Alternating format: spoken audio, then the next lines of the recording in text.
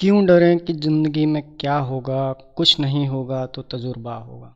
जी हाँ दोस्तों, अगर आप किसी काम को शुरू करना चाहते हैं और आपको डर लग रहा है कि कहीं आप उसमें असफल ना हो जाएं, तो उस काम को शुरू करिए, क्योंकि अगर आप उस काम को शुरू नहीं करेंगे तब तो पक्का ही है कि आप असफल हो गए। और अगर आप उस काम को शुरू करते हैं तो कुछ तो चांस है कि आप सफल हो जाएं।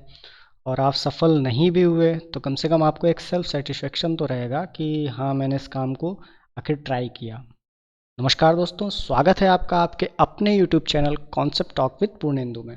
और मैं पूर्णेंदु त्रिपाठी लेकर आ गया हूं आपके लिए डेली करंट अफेयर सीरीज का अगला वीडियो शुरू करने से पहले चैनल को सब्सक्राइब जरूर कर लें। नोटिफिकेशन के लिए बेल आइकन दबाना ना भूलें। वीडियो पसंद आए तो प्लीज़ लाइक करें, शेयर करें, और ना पसंद आए तो कमेंट के माध्यम से हमें ज़रूर बताएं कि हम इसमें क्या सुधार कर सकते हैं।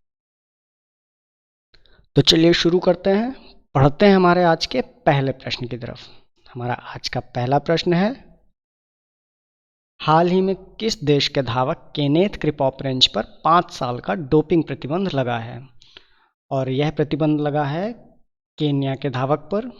विश्व डोपिंग विरोधी संस्था यानी वर्ल्ड एंटी डोपिंग एजेंसी, जिसे हम वाडा के नाम से भी जानते हैं, यह अंतर्राष्ट्रीय खेलों में ड्रग्स के बढ़ते चलन को रोकने के लिए बनाई गई एक विश्व स्तरीय स्वतंत्र संस्था है। अंतर्राष्ट्रीय ओलंपिक समिति द्वारा वाडा की स्थापना 10 नवंबर सन 1999 को स्विट्जरलैंड के लुसेन शहर में की गई थी।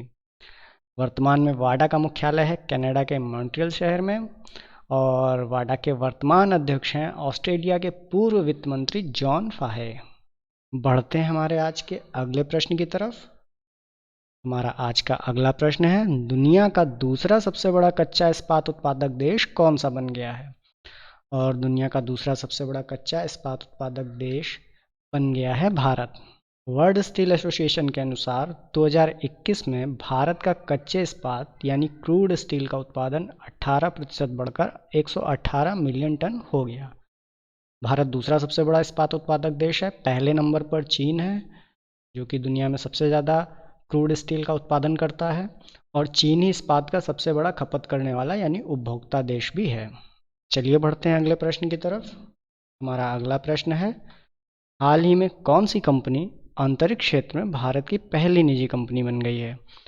और यह हमारे भारत के लिए सौभाग्य की बात है, और उस कंपनी का नाम है स्काई रूट। केवल 4 साल पुरानी एक स्टार्टअप कंपनी है, और उसके द्वारा बनाया गया देश का पहला निजी रॉकेट विक्रम एस, इसको इसरो द्वारा सफलतापूर्वक लॉन्च किया गया है। इसमें जो विक्रम नाम दिया गया है, ये हमारे प्रसिद्ध वैज्ञानिक विक्रम साराभाई, जो कि भारतीय अंतरिक्ष कार्यक्रम के संस्थापक भी माने जाते हैं, ये नाम उनको डेडिकेटेड है, और इस मिशन को प्रारंभ नाम दिया गया है। चलिए बढ़ते हैं हमारे आज के अगले प्रश्न की तरफ। हमारा आज का अगला प्रश्न है, अंतर्राष्ट्रीय टेबल टेनिस महासंघ एथलीट आयोग में शामिल होने वाले पहले भारतीय खिलाड़ी कौन बन गए हैं? और यह सौभाग्य मिला है अचंता शरत कमल जी को। 8 एथलीट और 2 para athlete Asia, Africa, America, Europe और ओशिनिया से भी चुने गए हैं, और इन सभी का कार्यकाल 4 वर्ष का होगा। अंतर्राष्ट्रीय टेबल टेनिस महासंघ के बारे में कुछ जानकारी देख लेते हैं। यह टेबल टेनिस की गवर्निंग बॉडी है पूरी दुनिया में।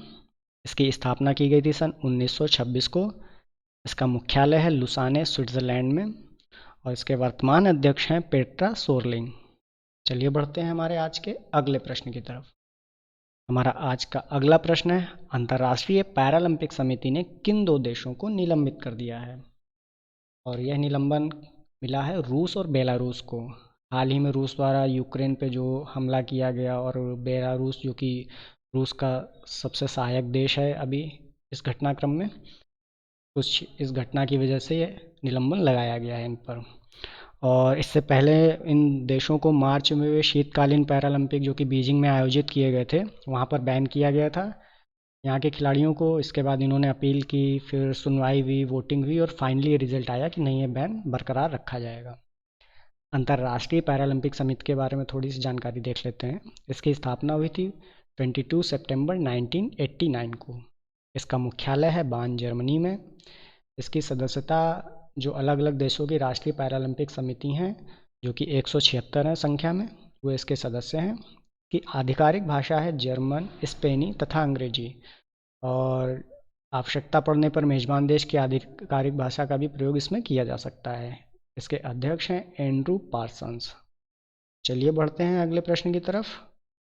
हमारा आज का अगला प्रश्न है, पीएम स्वनिधि योजना में पहले स्थान पर कौन सा राज्य है?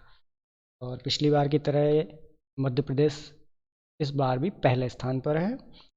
और पीएम स्वनिधि योजना जो कि 1 जून 2020 को आरंभ की गई थी कोरोना महामारी के समय पर, और मध्य प्रदेश ने इसमें 6 लाख से अधिक लोगों को लोन दिया है और पहले स्थान पर काबिज है। सरकार पीएम स्वनिधि योजना के तहत रेहड़ी पटरी वालों को फिर से अपना काम शुरू करने के लिए लोन मुहैया कराती है। और इस योजना के अंतर्गत जो धनराशि दी जाती है वह 10,000 रुपये है। इसमें कुछ सब्सिडी भी दी जाती है सरकार की तरफ से, और इस एक बार ये लोन की राशि आप चुका देते हैं तो दूसरी बार आपको दोगुनी राशि कर्ज के रूप में मिल सकती है इसी योजना के अंतर्गत। चलिए बढ़ते हैं अगले प्रश्न की तरफ। हमारा आज का अगला प्रश्न है, किस राज्य सरकार ने हाल ही में रामायण और महाभारत सर्किट बनाने का निर्णय लिया है?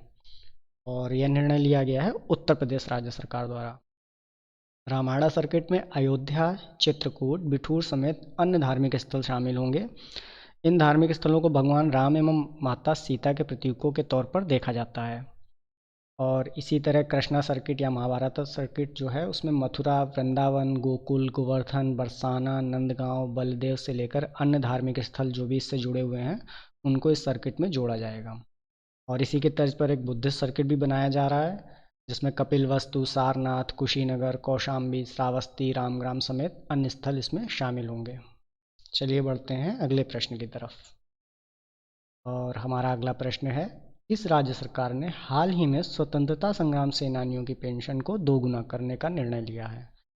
और यह निर्णय लिया गया है महाराष्ट्र सरकार द्वारा।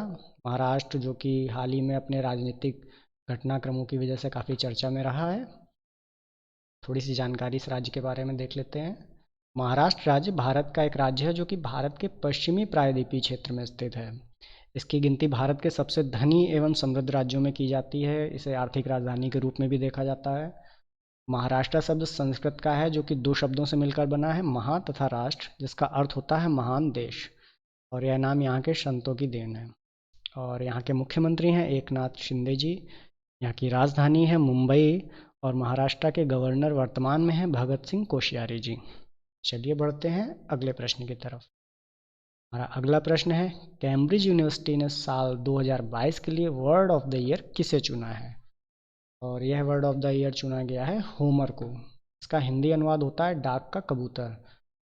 डिक्शनरी ने इस शब्द का खुलासा करते हुए कहा है कि होमर वैश्विक शब्द गेम सनसनी वॉर्डर से प्रेरित है। और इस शब्द को पिछले साल काफ़ी बार इंटरनेट पर सर्च किया गया, लोगों को उसका अर्थ नहीं मिला, तो उन्होंने कैम्ब्रिज यूनिवर्सिटी की वेबसाइट पर जाकर माफ़ कीजिएगा कैम्ब्रिज डिक्शनरी की वेबसाइट पर जाकर इस शब्द को देखा और इस वजह से इसको वर्ड ऑफ द ईयर 2022 चुना गया। चलिए बढ़ते हैं अगले प्रश्न की तरफ। ये हमारा आज का आखिरी प्रश्न है, 19 नवंबर को कौन सा दिवस मनाया जाता है? और 19 नवंबर को मनाया जाता है अंतर्राष्ट्रीय पुरुष दिवस। जी हाँ, पुरुषों के लिए भी एक दिवस आरक्षित है जो कि आज है। और यह लड़कों और पुरुषों के जीवन, उपलब्धियों और योगदान का जश्न मनाने का अवसर है। विशेष रूप से राष्ट्र, संघ, समाज, समुदाय, परिवार, विवाह और बच्चों की देखभाल में उनके योगदान के लिए। घटना का व्यापक और अंतिम उद्देश्य पुरुषों के मुद्दों के प्रति बुनियादी जागरूकता को बढ़ावा देना है। इसी के साथ हमारा आज का सेशन समाप्त होता है। प्लीज़ सब्सक्राइब जरूर कर लें चैनल को। आपको वीडियो पसंद आया हो तो लाइक करें, शेयर करें। पसंद ना आया हो तो कमेंट के माध्यम से हमें ज़रूर बताएं। धन्यवाद।